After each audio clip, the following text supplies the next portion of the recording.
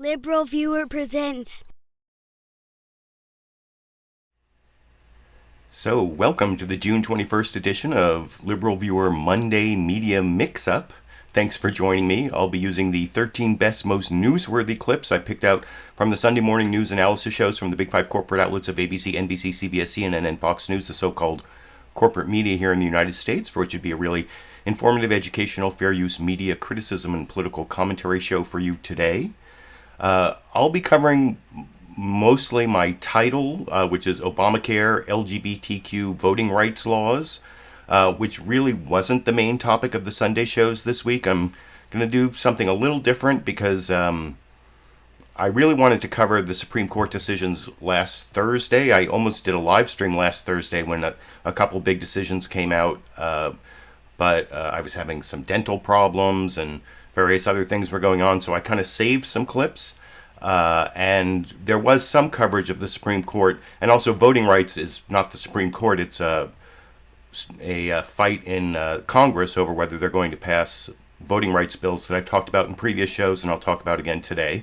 I will talk about some of the other topics, especially using the news summaries, because the news summaries mostly focused on Biden's return from his European trip and facing now legislative challenges at home. That's basically all of the news summaries focused on that, but CBS News' Face the Nation, because of course CBS is the COVID-19 broadcasting system, and their news summary focused more on COVID. But I'll talk about all that after I do my political comedy, which is the ridiculous analysis I saw over on Fox News last Thursday when the Supreme Court decisions upholding Obamacare, and then there was also this LGBTQ decision, which I'll talk about later. But I have a couple clips from when the Obamacare decision came out live on Fox News. They had their supposedly straight news anchors, Bill Hemmer, or you'll see the supposedly straight news anchor Bill Hemmer here talking to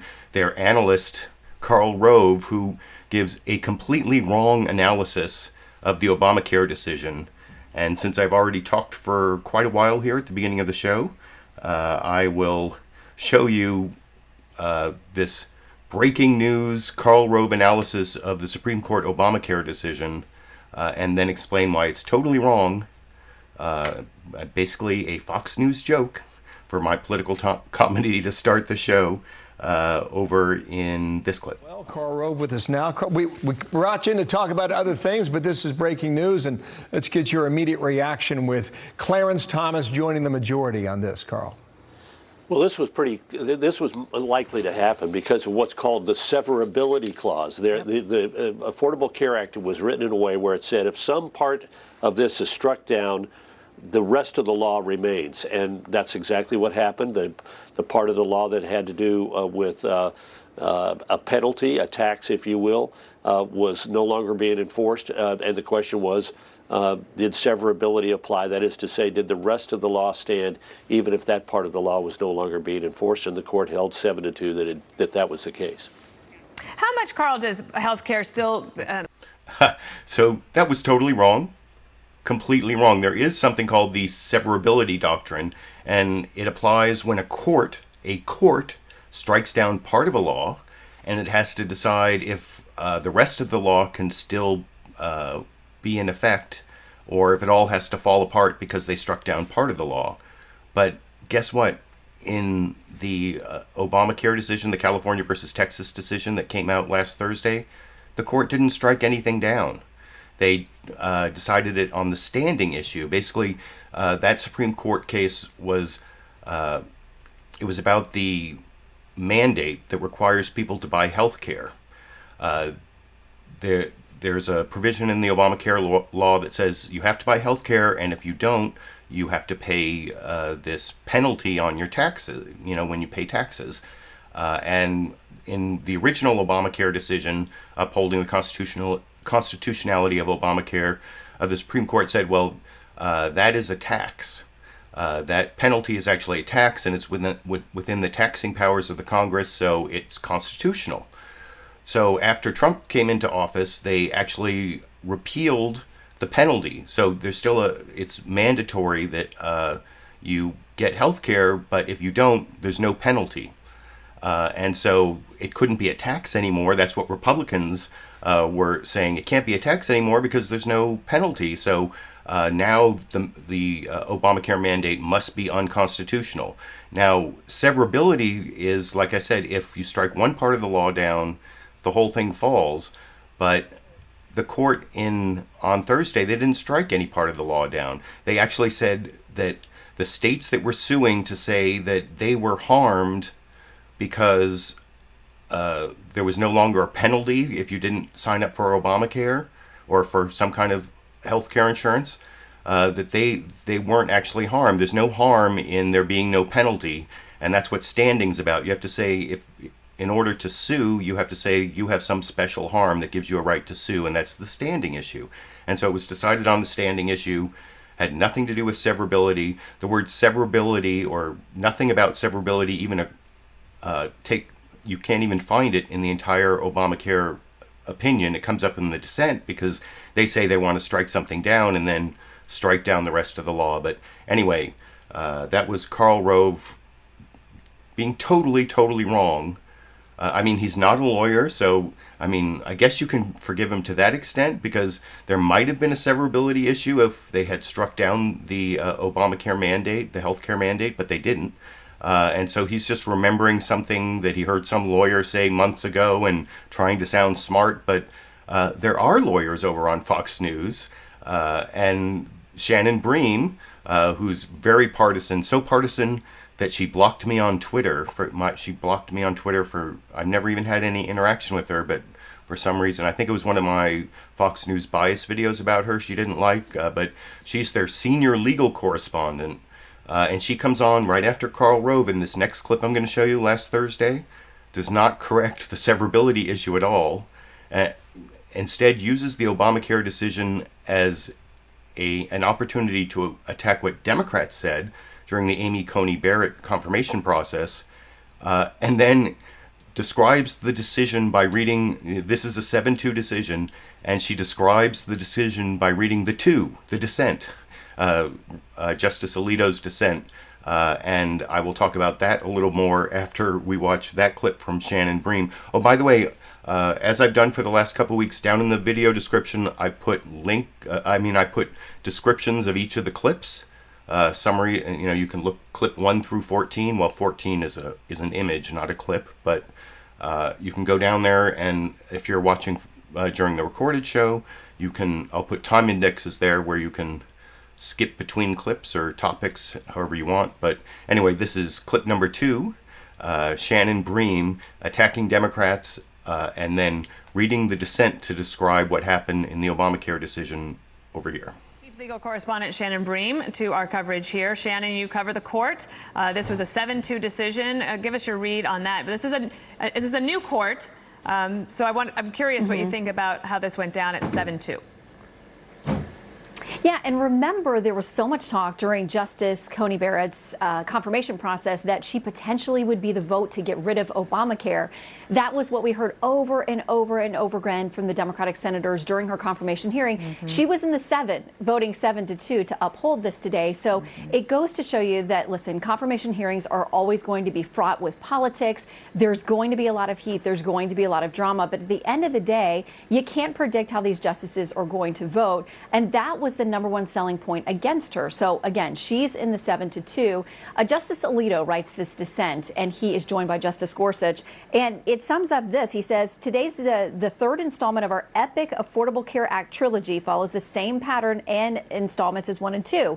In all 3 episodes, with the Affordable Care Act facing a serious threat, the court has pulled off an improbable rescue. So he's obviously not a fan of this decision today because, as you guys have talked about, it only got to standing, this issue whether or not these plaintiffs could actually bring the case. So it doesn't get to the underlying merits. For a lot of us, it's a little bit surprising because for the court to hear the case and keep it for so long, you think they're coming to a judgment on the merits. Would be interesting always to be a fly on the wall during these conversations, but it took them this long to get to 7-2 to not actually get to the merits. Shannon, same question to you as with Karl. So, like I said, it's kind of ridiculous to use the Alito dissent as the main description of what happened in a case that was 7-2. You might want to talk about what the 7 said rather than the 2. And the complaint that they didn't get to the merits. Well, this is the third Supreme Court case attacking Obamacare. They started with the merits on the previous cases. This case is taken care of with a standing issue because what were they, as I explained to you earlier, what were these states like Texas really complaining about? That there was they no longer had to pay a penalty if they didn't get health care? That, like, the law said you must get health care, but there's no penalty. How does that hurt anyone, when, of course, it's the Republicans who repealed the penalty? And the thing that I find most galling about that analysis attacking Democrats, because it is true, if you look down in the video description, you'll see my September 27th, 2020 video, Sunday live clip roundup, where I even titled it, Trump is stealing your health care. Trump's stealing your health care, because that was the big Democratic talking point, that by nominating Amy Coney Barrett to the U.S. Supreme Court, that with this Obamacare case pending, that they were going to strike down Obamacare and take away health care from 20 million Americans. That is what Democrats were saying. And in some ways, it's a valid criticism to point out that Democrats were wrong about that. But how do you get to that criticism without first criticizing the Republicans who keep suing to say Obamacare is unconstitutional, and they're totally wrong? I mean, there were a bunch of Republican states that were the plaintiffs in this suit that claimed that Obamacare was unconstitutional because of getting rid of the penalty for not buying health care, and they lost 7-2. Why not first criticize the Republicans who made this ridiculous argument, and then maybe you could criticize Democrats who claimed that Amy Coney Barrett was going to vote to take away everybody's health care. But by the way, I am not one of the Democrats that you could criticize for claiming that Amy Coney Barrett was going to vote to strike down Obamacare, or even that the Supreme Court in general was going to use this case to strike down Obamacare. Just to give myself a little bit of credit, I decided to show you this clip from my September 27th, 2020 LiberalViewer Sunday live clip roundup, where if you waited about an hour into the video, I told you the secret that Democratic talking point was not actually correct, and that the Supreme Court wasn't going to strike down Obamacare.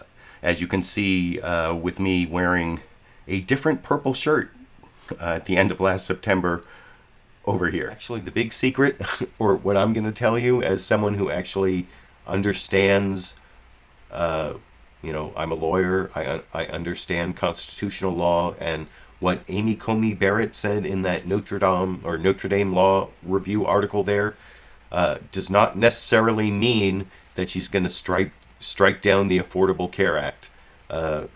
The case to strike down the Affordable Care Act that is up before the Supreme Court on November 10th is so much weaker than those other two cases that even if she thought those other two cases should have been decided to strike down the Affordable Care Act, that doesn't guarantee she will actually vote. And chances are, honestly, as a lawyer, as someone who understands how the Supreme Court works, if she actually gets appointed, the chances are that the Supreme Court and even Amy Coney Barrett herself will try to show her own legitimacy by voting to uphold the Affordable Care Act. So that's the little secret I'm telling you all now. Like, what is it, like an hour and 15 minutes into my video, now you know what I really think about my title, The Democratic Messaging, that Trump's going to steal your health care. Well, that might be true. They've been trying to repeal and replace Obamacare for years and years and years,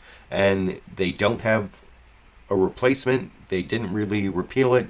And honestly, whether Amy Coney Barrett is on the court or not, I think there's a significant chance the Supreme Court, for the third time, will not strike down Obamacare. But that's just my legal opinion as a lawyer who has studied constitutional law and followed the court for many years. So yeah, there you have it. That was the prediction I gave at the end of last September. I guess it was a little bit hedged there, like significant chance or whatever, but it was pretty clear that, I mean, you never know for sure what the Supreme Court's going to do. It's not like I knew there was going to be a 7-2 split or was even positive they were going to uphold Obamacare, but that was definitely my prediction at the end of September in 2020 when Democrats were claiming Amy Coney Barrett was going to strike down your health care. And, I mean, they also did have a point about her not really answering questions, and even questions that Supreme Court justice nominees should answer. So I should add that in before I move on to the news summaries. And like I said, this is the one part of the video where I will discuss a little more the main topics that the corporate news media thought were important. As you'll see here, they mainly talked about Biden's European trip and his meeting with Vladimir Putin that I talked about last week, and then returning to the United States with having all these legislative challenges. That was basically the theme of all these news summaries except for the CBS News Face the Nation one I'm going to show you at the end. Or no, it's not at the end. It's in the middle because I have them ordered from longest to shortest, starting with the longest one this week being ABC's This Week with George Stephanopoulos, with a report from John Karl on basically the topic I described that I will discuss with you a little more after we watch that news summary together over here. Good morning. Welcome to This Week and happy Father's Day. This last week of spring, President Biden closed out his first foreign trip, conducted a summit that echoed the Cold War, and proclaimed a national holiday harkening back to the Civil War. Now he kicks off the summer facing a series of challenges that will determine the fate of his domestic agenda and his hopes for healing our partisan divides. Our roundtable's here to break it all down. Chief Washington correspondent John Karl starts us off. It was President Biden's first big moment on the world stage. It's always better to meet face-to-face. Face-to-face, but not side-by-side in the battle Biden has portrayed as democracy versus autocracy. I also told him that no president of the United States could keep faith with the American people if they did not speak out to defend our democratic values. A positive spin on the summit, but also a flash of frustration for which he later apologized. Why are you so confident he'll change his behavior, Mr. President? Yeah, I'm not confident in changing behavior. What do you do over there? So when did I say I was confident? You said in the next 6 months you'll be able to determine. What I said was, let's get it straight. I said what will change their behavior is if the rest of the world reacts to them and it diminishes their standing in the world. Many presidents have talked of promoting democracy, but Biden is doing so after democracy came under attack here at home. What do you say to those allies about how the next president of the United States can keep any promises you make? What I'm saying to them is, watch me. That's why it's so important that I succeed in my agenda. Democracy is a great ideal. It's also messy, and the Biden agenda is running up against that reality here in Congress, where he faces near total opposition from Republicans and unrealistic demands from many in his own party. Biden wants to make an historic investment in America's infrastructure, something bigger than Eisenhower's interstate highway system, something more like FDR's New Deal. He faces two paths, both riddled with obstacles. A bipartisan deal, small enough to get Republican support, but not big enough to keep Democrats united. Or a go-it-alone and go-for-broke plan that progressives want, with a price tag as high as $6 trillion that's likely too big to pass. Then there's the debate on voting rights. For Democrats, a top priority. They say it's about defending democracy at home. Republican state legislatures are conducting the most sweeping attack on the right to vote since the beginning of Jim Crow. Republican leaders say that's not true, and there's no way they'll let Washington tell the states how to run their elections. It's a massive takeover of our election system. Nobody is fooled, and next week, the Senate will reject it. But here, too, Democrats have struggled to find unity, thanks to holdout Joe Manchin of West Virginia. I do not like the situation I am. I do not recommend this to anybody. Manchin outlined the changes he would need to support the bill, but even if they are made and all 50 Democrats are on board, the bill would almost certainly die thanks to the filibuster, the rule requiring 60 votes that many Democrats want to eliminate, but Manchin supports. Biden did get a welcome surprise this week when the Supreme Court, including 2 of the 3 Trump-nominated justices, upheld Obamacare. But in a sign of bitter battles ahead, Republican leader Mitch McConnell hinted that if his party wins back the Senate, they might block any Biden Supreme Court nominees. Mitch has been nothing but no for a long time, and I'm sure he means exactly what he says, but we'll see. One significant bill did pass this week. The bill is passed. Quickly and nearly unanimously, making Juneteenth a federal holiday, a sign, just maybe, that reports of the death of bipartisan cooperation may be exaggerated.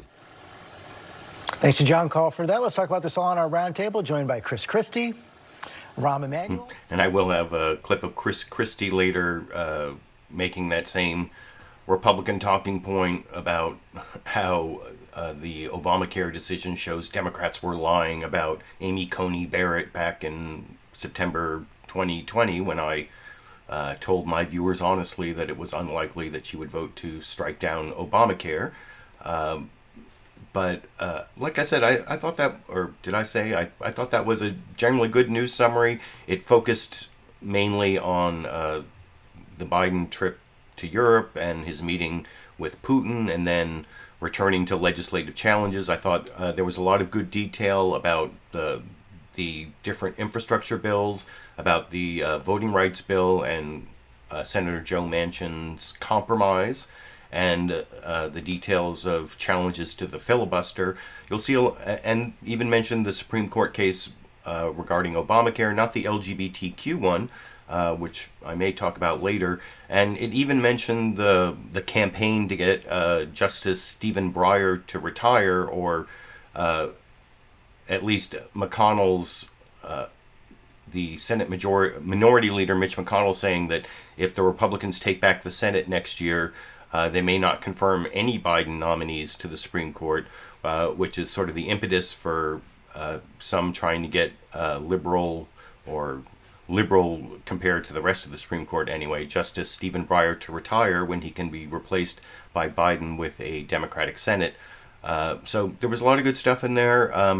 NBC News' Meet the Press. Oh, and they even mentioned Juneteenth, which is something I'm going to talk about at the end, and why Juneteenth is kind of a weird thing to celebrate because the Emancipation Proclamation was constitutionally dubious and didn't free all the slaves, and but still, I guess a good thing that the Juneteenth federal holiday passed. That's the final news clip I'm going to show you if you're following along on the descriptions, clip number 13, which I will juxtapose with a law professor article about whether the Emancipation Proclamation was even constitutional. That's still image number 14, if you're following along in the clip description down in the video description. But I want to juxtapose that ABC News This Week with George Stephanopoulos news summary with the one from NBC News' Meet the Press. Just about the same length, covered about the same material. Which one is better? Which one is more journalistic? Let's watch the second one and juxtapose them and discuss them after we watch them together over here. Good Sunday morning and a happy Father's Day to all the dads out there. After a largely successful week of meetings with foreign leaders in England, Belgium, and Switzerland, including the much-anticipated summit with Vladimir Putin, President Biden came home to find his domestic challenges waiting for him. And for every sign of hope for some progress, there is a flashing yellow light warning of disappointment. Yes, Joe Manchin released his counteroffer to protect voting access. But no, Republicans are certain to filibuster that. Yes, 21 senators, including 11 Republicans, have agreed on a bipartisan framework on infrastructure. But no, progressive Democrats are taking a dim view of the deal for now. Yes, Republican Senator Tim Scott says he's cautiously optimistic about passing a bipartisan police reform bill. But no, there is not a guarantee that this, like previous good news signs on police reform, will hold up. President Biden has been remarkably silent on these issues, but soon enough, he's going to have to decide how to move forward and where to exert presidential pressure on progressives, on the centrist Democrats, or on both. Because now that the overseas trip is in the rear view mirror, the road ahead is much more politics than it is Putin. Bipartisan plan, do you have any reaction to that? Monday when I get the copy of it. After a whirlwind trip abroad, President Biden returns to high-stakes political diplomacy at home, a test of how aggressively he will press members of his own party to spend their political capital to push his agenda through Congress. A bipartisan framework on infrastructure is gaining traction on Capitol Hill. 11 Republicans now support it in the Senate, enough to clear the 60-vote hurdle if it doesn't lose Democratic votes. I know that my chief of staff thinks there's some room that there may be a means by which to get this done. But the deal is already being panned by progressives. This is as clear as day.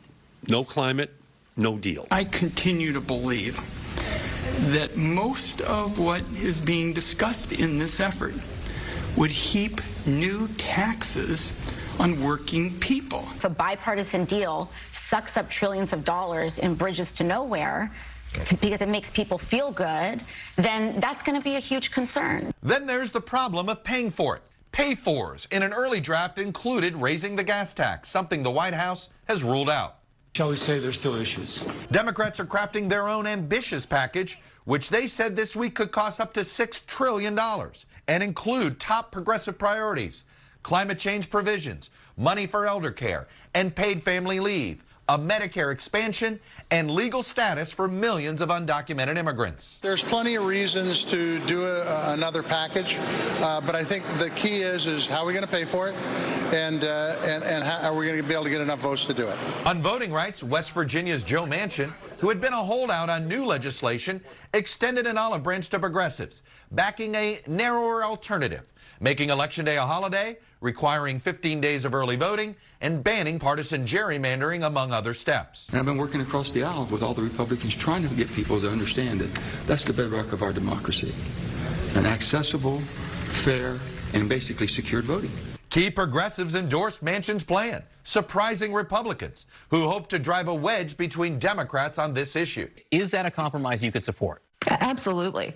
What Senator Manchin is putting forward are some basic building blocks that we need to ensure that democracy is accessible no matter your geography. Republican leader Mitch McConnell vowed to block the compromise offer. Equally unacceptable, totally inappropriate. All Republicans, I think, will oppose that. And joining me now is Senator Bernie Sanders of Vermont. He's, of course, the chair. And I'll have a couple Bernie Sanders clips coming up, including the one from NBC News' Meet the Press. But I remembered something I wanted to criticize that news summary and the one before it. They talked about Mitch McConnell rejecting the Joe Manchin's compromise on the voting right, the For the People Act that protects voting rights. But at the very end of that last clip, you saw over Mitch McConnell's right shoulder in the left corner, Missouri Senator Roy Blunt, who, and in the last 30 seconds of that NBC News Meet the Press news summary, you saw that Stacey Abrams, a black woman, endorsed Joe Manchin's compromise. And so, of course, Roy Blunt immediately said that, well, we shouldn't refer to this as the Joe Manchin compromise because Stacey Abrams, a black woman, endorsed it. It's the Stacey Abrams compromise. And, of course, Republicans can't be on the side of Stacey Abrams. And that was something that was an important part of the problems with race that are splitting up the Republican Party, or not even really splitting it. But anyway, that should have been better covered in both the last news summaries. But I think the ABC This Week with George Stephanopoulos news summary covered that, sort of giving equal weight to the Republican and Democratic talking points. I think the NBC News Meet the Press news summary you just saw maybe lifted up the Democratic talking points a little bit more. And in the clip after next, you'll see Fox News Sunday. They definitely emphasize the Republican talking points a lot more. But before I get to that, I want to show you this news summary from CBS News' Face the Nation. I mean, it wasn't really the news summary at the beginning. There was no news summary from Face the Nation at the beginning. But later in the program, they did have Mark Strassman, who is their reporter based in Atlanta, who often gives a report on the state of COVID in the U.S., give that report. And this is really important because even though I talked about how COVID might be over several weeks ago on my Sunday show because the vaccination rate was getting up, it's like 65% at this point in the United States. and there's been a big dip in cases and hospitalizations and deaths, but there are pockets in the United States of people who are not vaccinated, like where the vaccination rate is like 20%, and there's this new Delta variant that originated in India that is much more contagious and is also has more serious effects on people, and also a lot of kids haven't been vaccinated, so there is the possibility of a new spike even in the US, and of course there are a lot of areas in the world where COVID is not under control. But anyway, I just wanted to give some platform to the CBS News Face the Nation news summary on COVID-19, because there's all this political stuff going on, but there are over 600,000 people dead in the United States and millions around the world. So this is a real news story continuing, and CBS always gives it great coverage, the COVID broadcasting system, over in this clip. The U.S. passed a grim milestone this week: 600,000 lives lost due to COVID-19. That's one death for every 550 Americans.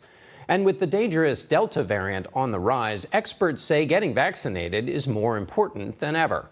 Our senior national correspondent, Mark Strassman, reports from Atlanta. No, no, never. Vaccine hesitancy, vaccine hostility. On summer's first day, every state reports plunging rates of first shots, like Louisiana, with America's second lowest overall vaccination rate. Variants continue to pop up and to spread. The Delta variant, now identified in 41 states, looks menacing. It's the most contagious corona strain to date. Sometime next month, the Delta variant could become America's dominant COVID threat. The variant could win this race if we do not increase the proportion of people in the state who are fully vaccinated more quickly. Especially in states like South Carolina. Its vaccination rate ranks in America's bottom 10. Dr. Brennan Traxler directs public health here. As weather warms up, people may be going inside to air conditioning. That's why everybody needs to be vaccinated. The Biden administration keeps pushing to make its goal: 70% of American adults with at least one shot by July 4th. But unless the pace of vaccinations more than doubles every day until then, we're not going to make it. Another sign of the times: help wanted. It's a nightmare right now. As America reopens, employers can't find help. America has 9.3 million open jobs right now. One reason: nearly 4 million people quit their jobs in April, the highest quit rate in 20 years. It's hard to hire people. You can interview people, but they're not coming back later on. Smaller staffs has meant smaller menus in some restaurants. Telling a guest that we're out of chicken, it's just a sentence I never thought I would say, but we legitimately just couldn't get the chicken. This weekend, 8 more states cut off extra federal jobless benefits, hoping to fill some of those open jobs. Health officials like to say that COVID should not be about politics, but vaccine resistance is both political and personal. Here in Georgia, the vaccination rate is well below the national average, and the two groups who most say no to shots: people of color and white Republican men. John? Mark Strassman, thank you. So, yeah, like I said, I think it's important to have at least one COVID-19 update, because the story's not over, even though the pandemic is really under control in a lot of areas in the United States, unlike a lot of other countries. But there are still places where, like what was it that Jeff Goldblum said in the first Jurassic Park movie, like, life will find a way. Well, COVID-19 will find those people, whether they're people of color or white Republicans or whoever they are, for whatever reasons, and there could be another spike, especially with this Delta variant. But that's basically the only coverage I'm going to give to what could be the most important story in terms of how many people are going to die. But like I said before I showed that clip, I wanted to juxtapose the first and second news summaries, talking about the theme that all except for CBS use for their news summaries. Biden returns from his foreign trip facing challenges on his domestic legislative agenda. Like I said, I think ABC kind of balanced the Democratic and Republican talking points. NBC kind of uplifted the Democratic talking points a little more, and I think here you're going to see the Republican talking points emphasized more in the Fox News Sunday news summary from Chris Wallace, and then handing off to reporter Rich Edson in Delaware. And by Republican talking points, look for like Biden. I showed you weeks ago how during the week on the supposedly straight news programs on Fox News, whenever they talk about infrastructure, they started with this graphic about Biden's spending spree. So pay attention to uplifting Republican talking points about how much is all of this going to cost, which I'll talk about with you a little more after we watch the Fox News Sunday news summary from yesterday together over here. Hello again, and happy Father's Day from Fox News in Washington. If President Biden thought dealing with Vladimir Putin last week was tough, he faces a whole new set of challenges now, trying to push his domestic agenda through Congress. With bipartisanship in short supply and Democrats sharply divided between the center and the far left, big items like infrastructure and voting rights, tax policy, and policing all face an uncertain future. In a moment, we'll talk about the disarray in Congress with Republican Senator Lindsey Graham, who's pushing a $1 trillion compromise on infrastructure. But first, let's bring in Rich Edson, traveling with the president in Wilmington, Delaware. Rich. Chris, when President Biden returns to Washington, the White House says he will resume negotiations and attempt to reach an agreement with Republicans, or maybe just with his own party. A bipartisan group of senators is working to secure a nearly $1 trillion infrastructure plan. The sticking point? How to finance it. Republicans have pushed spending unused COVID relief funds. Democrats have generally called for tax increases on wealthier Americans and corporations. My hope is that he will be willing to work with us on a different kind of package that doesn't have taxes, but does deal with these core infrastructure challenges we have as a country. Democratic Senator Joe Manchin says the bipartisan negotiators will release their framework Wednesday, the latest. Some progressive Democrats have attacked that bipartisan effort as too modest and are demanding Democrats abandon Republicans. We need to move forward with 50 Democratic votes now that the Republicans have shown us they are not serious about creating clean energy jobs. Democrats have that option thanks to a budget procedure known as reconciliation, which lowers the threshold in the Senate to pass a bill from 60 to 51. Democrats have also scheduled a vote this week on their expansive voting bill, an effort lacking the support to pass. Manchin has released a memo outlining a potential compromise. The response from Republicans? Totally inappropriate. All Republicans, I think, will oppose that as well.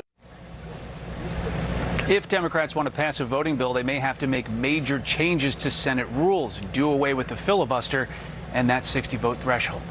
Chris? Rich Edson reporting from Delaware. Rich, thank you. And joining us now from South Carolina, GOP Senator.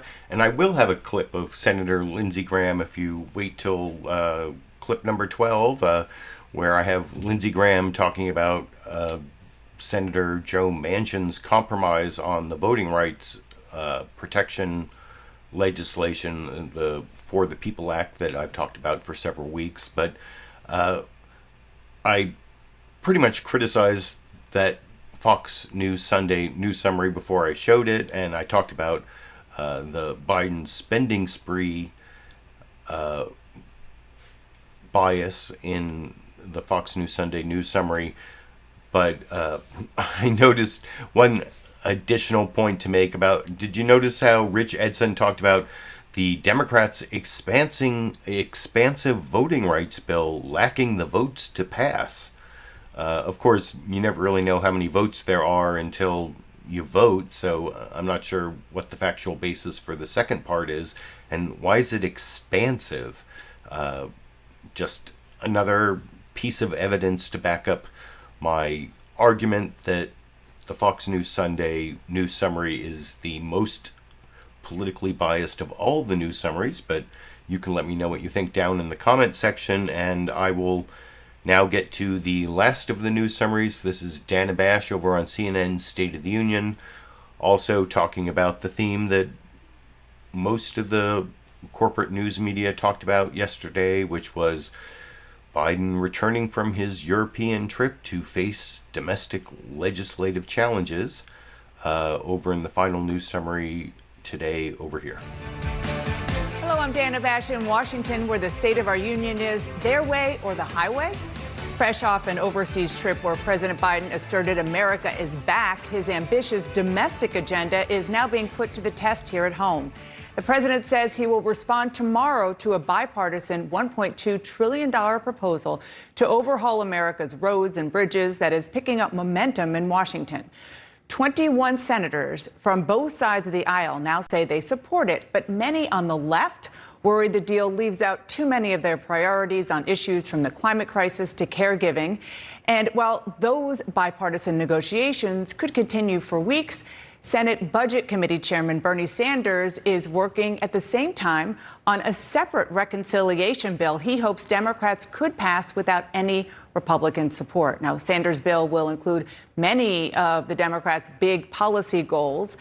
So many of these goals, in fact, that the potential $6 trillion price tag is making some moderate Democrats squeamish, as the president and Democratic leaders try to navigate competing desires inside a razor-thin majority in order to pass much of the Biden agenda, as much of it as possible.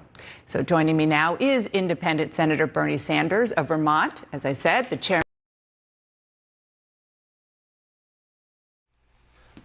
So yeah, that is the CNN State of the Union news summary.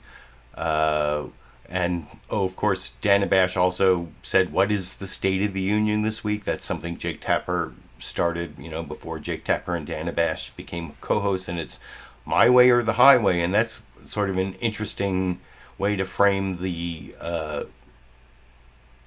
what's going on in the Congress, where Joe Manchin is offering compromises, and then if Republicans remain intransigent, they might modify the filibuster or go through reconciliation or do legislation in some way that doesn't require Republican votes. Is that really my way or the highway? Well, I'll show you. Like I said, that seems to be Lindsey Graham's analysis in the final, not the final, in the penultimate news clip I'm going to show you, clip number 12. But I'm also going to show you two Bernie Sanders clips now. The first one is talking about the Supreme Court decision on Obamacare. And, I will talk about what Bernie Sanders says about the Obamacare decision after we watch Chuck Todd on NBC News' Meet the Press ask him about that, and then also about the campaign to get more liberal Justice Stephen Breyer to retire in the first newsmaker clip. Right? Oh, no. Yeah, first newsmaker clip here. No, that is not the right one. Before I get to the two Bernie Sanders clips, I actually was going to show you Chris Christie over on ABC's This Week with George Stephanopoulos, talking to George Stephanopoulos, basically promoting this right-wing talking point I saw since the Obamacare decision last Thursday over and over again on Fox News. You saw Shannon Bream talking about it in the second political comedy clip I showed you, where they're saying that what this Obamacare decision shows is Democrats were lying to you about Amy Coney Barrett striking down Obamacare, without ever getting to the fact that Republicans were lying to you about Obamacare being unconstitutional. And anyway, I'll talk to you a little more about that after we watch that clip together over here. Obamacare and Justice Breyer. And Chris, let me begin with you. We saw the Supreme Court uphold Obamacare now for the third time. Will Republicans finally accept that it's here to stay? Well, here's what I took from the decision, is that Chuck Schumer and all the Democrats who said a vote for Amy Coney Barrett is a vote to kill Obamacare, and she's in the 7-person majority. I was a governor. I appointed Supreme Court justices. Here's what you learn. No matter what you think when you appoint them, when they get on the court, they vote the way they believe they should vote. And the other thing that Democrats have never understood about conservatives on the court is that conservatives on the court don't want the court to be a legislative body.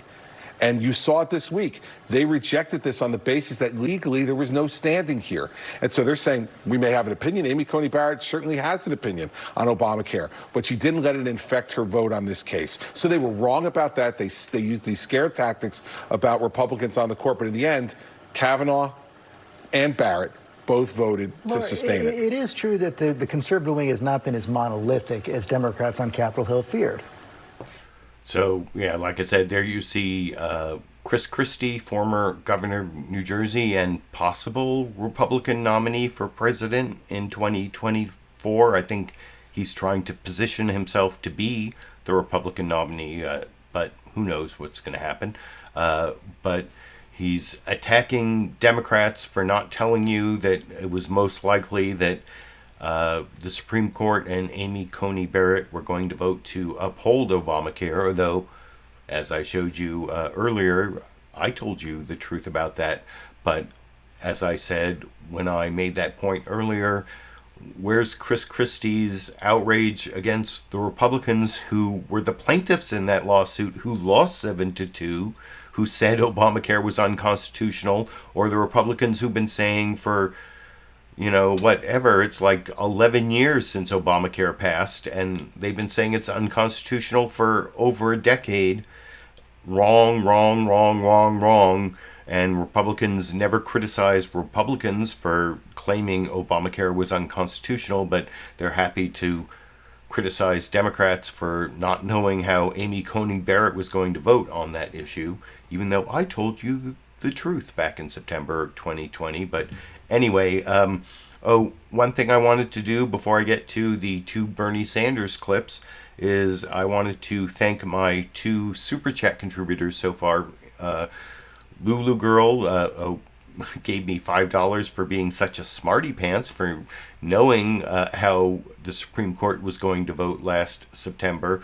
And then Tom Trask gave me a Super Chat contribution there of $10, asking if the chat replay is being withheld from the recorded version of the show, and said he couldn't see the chat from the Monday show.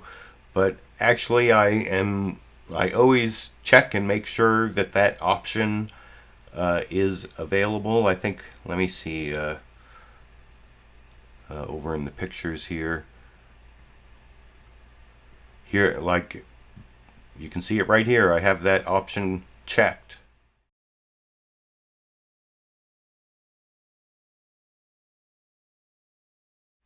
I've enabled live chat, and I enabled the live chat replay. So, and I did it last week. I've done it this week. I'm not sure why it didn't show up for you, but there it is. And like I said, I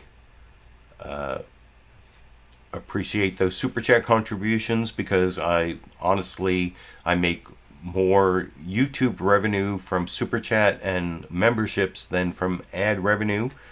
And there are links down in the video description, by the way, if you want to support my videos on Patreon by becoming a monthly patron, or through a direct PayPal contribution.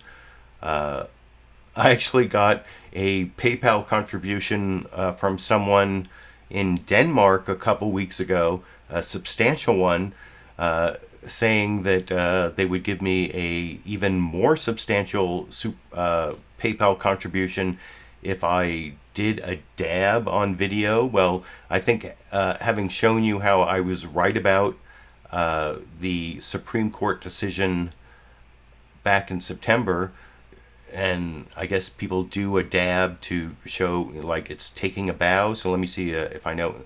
Is that how you, have I done a dab? Have I taken a dab to take a bow for how I was correctly predicting the Supreme Court outcome that happened last September. That is another way to thank my Super Chat and Patreon and PayPal contributors, and I appreciate that contribution from Denmark that I got a couple weeks ago that was substantial, even if I don't get the additional contribution for doing a dab.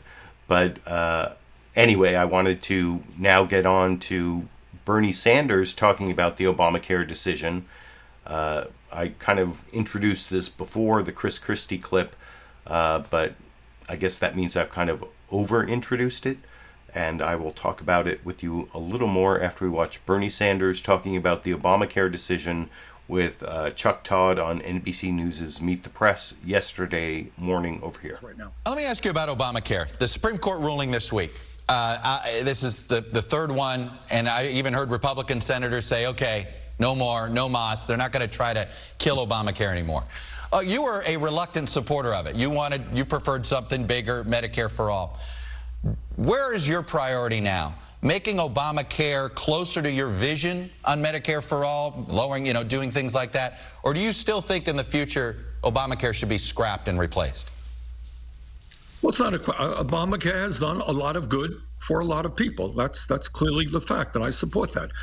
But at the end of the day, Chuck, we are the only major country on earth that doesn't guarantee health care to all people is right. We are spending roughly twice as much per capita on health care as do the people of any other country, and 90 million of us are uninsured or underinsured. We pay by far the highest prices in the world for prescription drugs. We don't have enough doctors and nurses and dentists, especially in underserved rural areas. Mm-hmm. This is not a system that is working. We pay a fortune. We don't get good value. My own view is that we must move to a Medicare for all single-payer program. And by the way, there is growing support to at least right now expand Medicare to cover dental, to cover hearing, to cover eyeglasses. It is outrageous that millions of seniors have trouble eating because they can't afford dentures. And very quickly, there's a campaign by some groups, actually, that are very supportive of you throughout the years, that are calling on Justice Stephen Breyer to retire. Among one campaign ad, it is time for Justice Stephen Breyer to announce his intent to retire from the Supreme Court. Do you think this pressure campaign is appropriate, and would you like to see him retire now? No, I will let the judge make his own decision. I'm not going to tell him what to do. Senator Bernie Sanders, the independent progressive from Vermont, I appreciate you coming on and sharing your perspective with us. Thank you. So, yeah, I don't think there should be a campaign to get Stephen Breyer to retire. I mean, he probably should, especially given what Mitch McConnell has said. But before I leave the topic of Supreme Court decisions and get to the voting rights legal protections that are being debated in the Congress right now, I wanted to talk about the other decision last Thursday, the Fulton County decision about whether this Catholic social services agency can have a contract with the city of Philadelphia to place foster care children, even though they won't place them with same-sex couples. That was actually a kind of important decision. It was a 9-0 decision. Wasn't really covered very much in the Sunday morning news analysis shows, but it actually showed a way that the Supreme Court is not really addressing the big conflict on LGBTQ rights versus religious liberty, the so-called right to discriminate that goes back to the Masterpiece Cake Shop case, where the Supreme Court was deciding a case a couple years ago as to whether someone who owns a cake shop has to make a cake for a gay wedding if they have religious objections. And they didn't really decide the issue, and instead they looked at specific facts of that case and found that the governmental agency that decided the case, one of the members of that governmental agency showed animus against the cake shop owners, and so that made it look like the whole thing had to be sent back to the Colorado federal court to be reanalyzed in terms of that animus against religious liberty, but they never really decided the big issue. Well, that's kind of what happened in this Philadelphia case. They could have overturned this old decision called Employment Division versus Smith, so old that I learned about it when I was in law school. And what that case decided was that if there's a law of general application that happens to burden someone's religious liberty, that's not unconstitutional. In that case, there were these Native Americans who used peyote in a religious ceremony and then got fired, I think when they failed a drug test or whatever, and they wanted to get unemployment benefits, and they couldn't be fired for cause to get the unemployment benefits. And the Supreme Court said, well, even though your Native American religion says you need to use peyote, because there's this law that applies to everyone that says you don't get unemployment benefits if you get fired for using drugs, well, that same law applies to you because it's a law of general application. And then there was this other law in Florida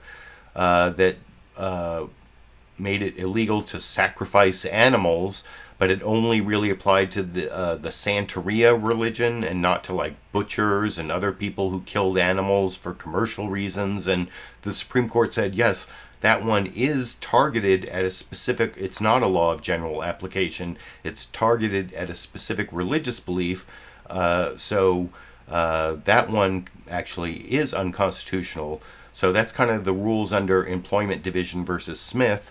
And a bunch of the conservatives want to overrule that and say religious liberty should be given, whether it's a law of general application or not, if it burdens a religious belief, it should be unconstitutional.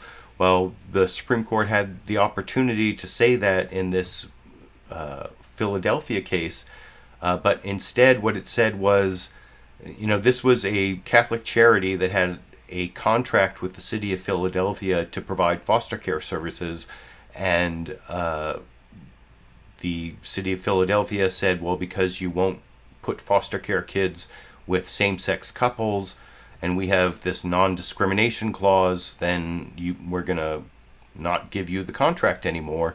But the Supreme Court sort of sidestepped the issue again by saying, well, there's an exception to the non-discrimination clause that gives like the commissioner the ability to create exceptions, so it's not really a law of general applicability. And so just like in the Masterpiece Cake Shop case, they made it very specific to the facts, and they didn't do what a lot of conservatives want them to do, which is to give religious people a right to discriminate against gays. They didn't overturn that Employment Division versus Smith case that I was talking about.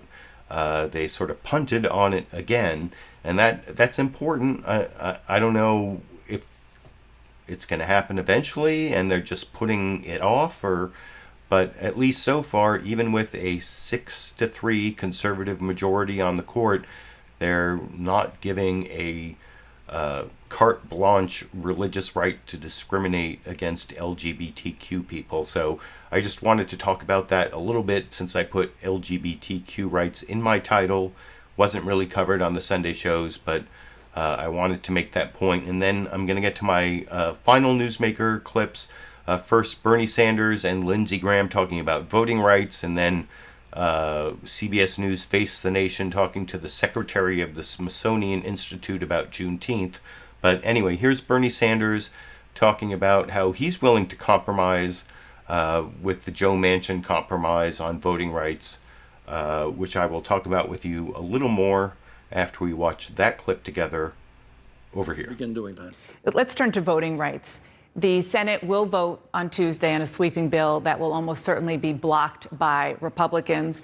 Senator Joe Manchin is proposing a narrower plan, which still seems to have a lot in it for Democrats. There are things like a ban on partisan gerrymandering, expanding early voting, restoring key parts of the Voting Rights Act. Stacey Abrams says she could absolutely support this proposal. Do you? Donna, you said that there seems to be a lot in it for Democrats. That's not the way I look at it. That Democrats could support. What we are trying to do is preserve democracy. Mm-hmm. And what Republican legislatures and governors are doing in the most disgraceful way imaginable is to try to deny people of color, young people, poor people, the right to vote, people with disabilities. That is outrageous. And I really, we can disagree on all kinds of issues, but taking away the right of people to participate in American democracy is unacceptable, and the Congress must address that in any and every way. Also, in my view, we got to deal with dark money in politics, the power of billionaires buying elections. We got to deal with gerrymandering. So I will go as far as we possibly can to create a vibrant democracy in America and take on those Republicans could that mean, who are trying to undermine democracy. Could that mean the Manchin compromise, given the reality of the narrow majority you have? We're going to do the best. I like what the House passed, H.R. 1. I think that is a serious, comprehensive effort to protect American democracy. We will see what evolves here in the Senate. Sounds like you're open to the compromise, though. It sounds like I'm open to doing everything I possibly can to protect American democracy. And let me tell you something. This is an enormously serious issue. Before I let you go, I want to ask about what happened on Thursday. So there you see Senator Bernie Sanders open to the compromise, willing to do anything he can to protect and expand the right of people to vote. He's one of the more left-wing Democrats. I mean, he's so left-wing, he's not even a Democrat. He's the independent senator from Vermont. But juxtapose him with Lindsey Graham, one of the more radical or conservative Republicans. He does not want to accept the compromise, and he seems to try to say that he's the one being reasonable in this next clip that I've juxtaposed with Bernie Sanders, but Bernie Sanders seemed entirely reasonable, and Lindsey Graham is just spouting off talking points that I think are ridiculous, but you can tell me what you think after we watch the juxtaposed clip of the crazy Republican with the reasonable Democrat, independent, who caucuses with the Democrats. Lindsey Graham talking to Chris Wallace, who at least does a good job of saying what's in Joe Manchin's compromise, but not a great job of following up with Lindsey Graham and his talking points over in this clip. So let me move on to another area, because Senator Schumer, the Senate Democratic leader, is going to bring up a voting rights bill this week. And the centrist, moderate, always maybe the most powerful man in the Senate, Joe Manchin, is going to offer his stripped-down version of that bill this week. And I want to put up the main elements of the Manchin proposal. Make Election Day a holiday. Mandate at least 15 days of early voting. Ban partisan gerrymandering and use computer models, and require a voter ID. Now, Senator Manchin took out a lot of the basic Senate plans, S1, the For the People Act, like public financing of congressional elections. Can you go along with the Manchin stripped-down version? And if not, why not? Well, one, I like Joe Manchin a lot, but we had the largest turnout in the history of the United States, and states are in charge of voting in America. So I don't like the idea of taking the power to redistrict away from state legislators. You're having people move from blue states to red states. Under this proposal, you would have some kind of commission redraw the new districts, and I don't like that. I want states where people are moving to have control over how to allocate new congressional seats. So as much as I like Joe Manchin, the answer would be no. In my view, SR1 is the biggest power grab in the history of the country. It mandates ballot harvesting, no voter ID. It does away with the states being able to redistrict when you have population shifts. It's just a bad idea, and it's a problem that most Republicans are not going to sign up. They're trying to fix a problem most Republicans have a different view of. Now, Joe Manchin would say, look, a lot of the stuff that you just objected to is not in my bill. His is a stripped-down version, and he doesn't talk about an independent commission. He just says ban partisan gerrymandering, and as you know, the Constitution does provide for federal oversight of state elections. Here's the practical question here. If you if Republicans vote, as it appears you're going to kill the Manchin version of voting rights, you've already, Republicans voted to kill the bipartisan January 6th commission looking into the insurrection at the Capitol. Do you run the risk that Manchin and a couple of other moderate senators will eventually say, look, bipartisanship isn't working, and you know what, we're not going to kill the filibuster, but we're going to reduce the number of votes you need to stop a debate from 60 to 55. Do you run that risk? I hope not, because I was in Joe Manchin's shoes. I like Joe Manchin. I'm willing to work with him on infrastructure. We're very close on police reform. You haven't talked about police reform, but I think we can get there. I think Tim Scott and Cory Booker and the rest of us are very close to a police reform package that would be bipartisan. But when we had the House and the Senate and the White House under President Trump, I had a bunch of Democrats wanting to sign a letter with me protecting the filibuster. Every one of those Democrats have fled for the hills. So I was beat on every day. Why don't you give in and agree with President Trump to change the rules so we can get the Trump agenda through? I said, no, I don't think it'd be good for the country. Never once did I go to Joe Manchin or any other Democrat and say, if you don't do some of the things I want, I'm going to agree with Trump to change the rules. I'm not going to be extorted here. I'm asking no more of my Democratic colleagues than I ask of myself. It was very unpleasant to be beat on every day by the President of the United States, President Trump, and his allies to try to change the rules in the Senate to have their way. I said no because it's bad for the Senate. I hope these Democrats understand it's bad for the Senate to change the rules, and I don't want to be extorted. I've got to give 2 or 3 things before they will not change the rules. I don't like that at all. I didn't do that to them, and I wish they would not do this to me. All right, I got 2 questions I want to squeeze in the next.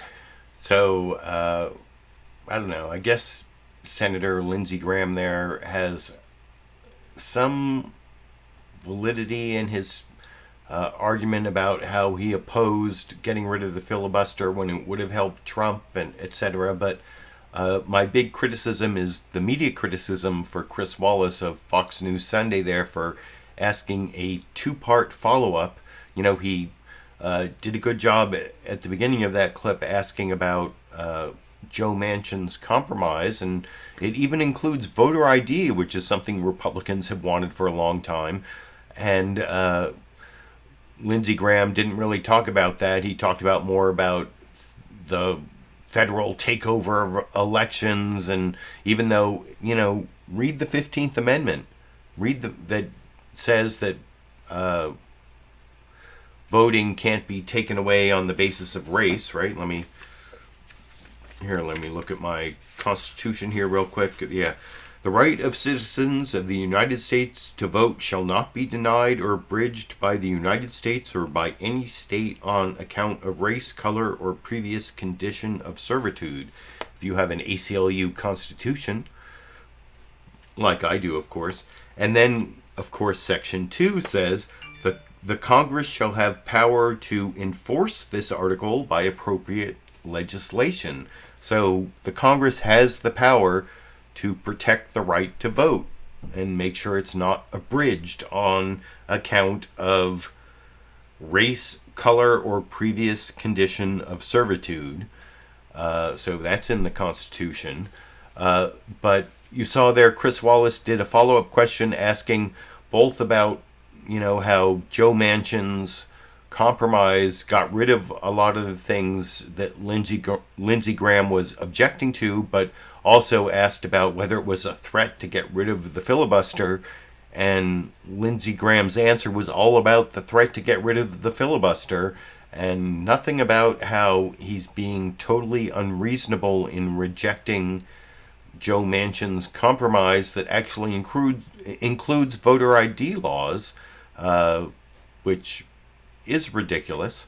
But anyway, that is the penultimate news clip I want to show you, because it still kind of talks about my title topic, which is Obamacare, LGBTQ, and voting rights law. CBS News Face the Nation didn't cover that topic at all. The closest they came was when they covered Juneteenth, and I mentioned at the beginning of the program that while I have no problem with Juneteenth being a federal holiday, in some ways it's kind of curious because it's a celebration of when word of the Emancipation Proclamation made it to Texas, and that really isn't what freed the slaves. But before I explain that argument to you, I want to show you the discussion of Juneteenth from CBS News Face the Nation yesterday, where John Dickerson talked to the secretary of the Smithsonian Institute, Lonnie Bunch, about, first he gave an introduction about how Juneteenth had become a federal holiday just really quickly in the last few weeks, and then Lonnie Bunch talking about that over in the final newsmaker clip today over here. Late Thursday, President Biden signed a bill that made June 19th a federal holiday, and it went into effect on Friday. Juneteenth is the day in 1865 that the last slaves were notified that they had been freed under the Emancipation Proclamation, which had been signed 2.5 years earlier. The process of making Juneteenth a holiday followed a similar timeline, long advocated for and privately celebrated, but the final stage was brisk. We asked the secretary of the Smithsonian Institution, Lonnie Bunch, to reflect on the importance of Juneteenth. Juneteenth is really a special moment. It's a moment that is really the first holiday we have that celebrates freedom, that is really about helping us understand the fragility of freedom, the importance of freedom, and the struggle for freedom. There's always been this moment, but to suddenly say this is really about helping a nation remember something that it often doesn't want to remember, and helping a nation honor those people who were enslaved, but they believed in an America that didn't believe in them. This is a special moment for me, so I'm very emotional about Juneteenth. You've dealt with the federal government. Were you surprised how fast this happened at the end? I'm always surprised when things move quickly with the federal government. I think what it tells us is the impact of the last year, of people recognizing that issues of race are not owned by a single community, but rather they shape us all. And I think there was a profound sense that it was important to remember that America as a nation has grappled with some of its most difficult moments and has made effective change. So this is both a celebration of change, a celebration of freedom, a celebration of a community, and quite candidly for a historian, it's a wonderful embrace of the importance of history.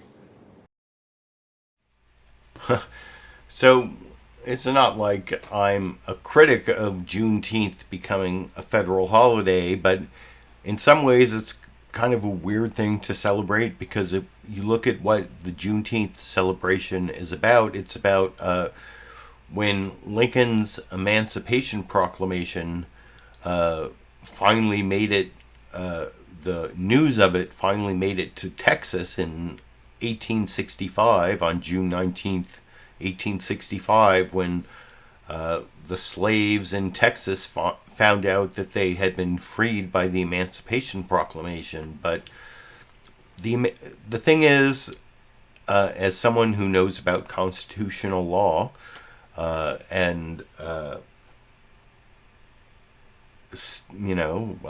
a lawyer, I have a law degree, I'm licensed to practice in a couple states, California and Missouri. I happen to know that the Emancipation Proclamation is not really what freed the slaves. It's the Emancipation Proclamation was, first of all, it didn't free slaves in the North, or in the 4 states that didn't secede, or in the areas of the Confederacy that had been conquered by the Union.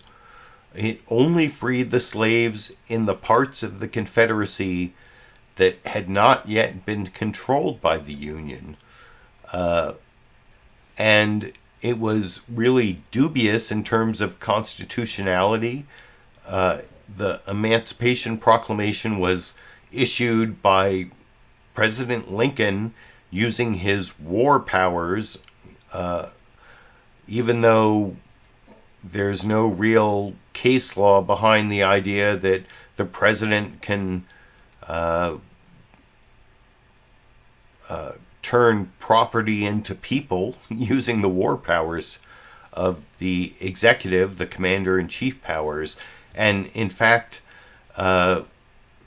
the law review article that I would have you all look at is from Sandy Levinson, who wrote the con law textbook that I used when I was in law school.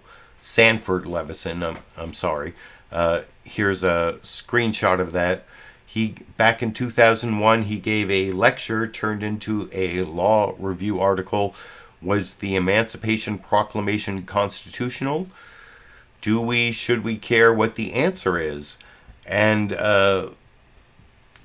basically, if you read that, you'll find out that the Emancipation Proclamation only applied in the parts of the Confederacy that hadn't been conquered yet. And it was dubious in terms of its constitutionality. So, it's the 13th Amendment that freed the slaves, not really the Emancipation Proclamation. So, isn't it kind of a little weird that we are celebrating the Emancipation Proclamation with a federal holiday for Juneteenth? You can let me know what you think down in the comment section, but that is really the end of my news clips there. But I did want to give you one bonus Dash and Sandy clip, or Dandy clip for the Dash and Sandy fans out there, before I finish the show. And this is a clip of Dash and Sandy at the food bowl. But for once, Dash the cat has learned not to eat Sandy's food from her food bowl, even though I give Dash one little piece of food, as I always do. And I will talk about that clip a little more after we watch it together over here.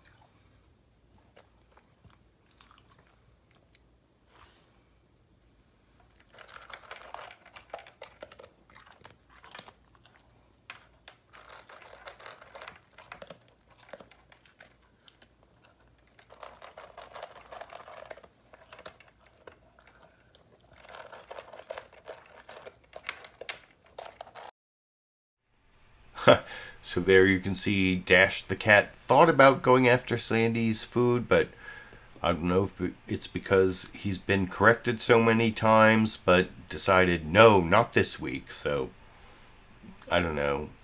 Has Dash learned his lesson in the Dash and Sandy or Dandy clips? You can let me know what you think down in the comments section. And anyway, that is all the clips I'm going to show you. I appreciate all of you who showed up for the live show this week, and recorded show viewers. Let me know what you think about how the show's changing now that it's on Monday, and maybe I will have some more time to answer your criticisms if you post as a recorded show viewer because I know I have more recorded show viewers than live show viewers. And anyway, I will be back next Monday and every Monday at least throughout the summer.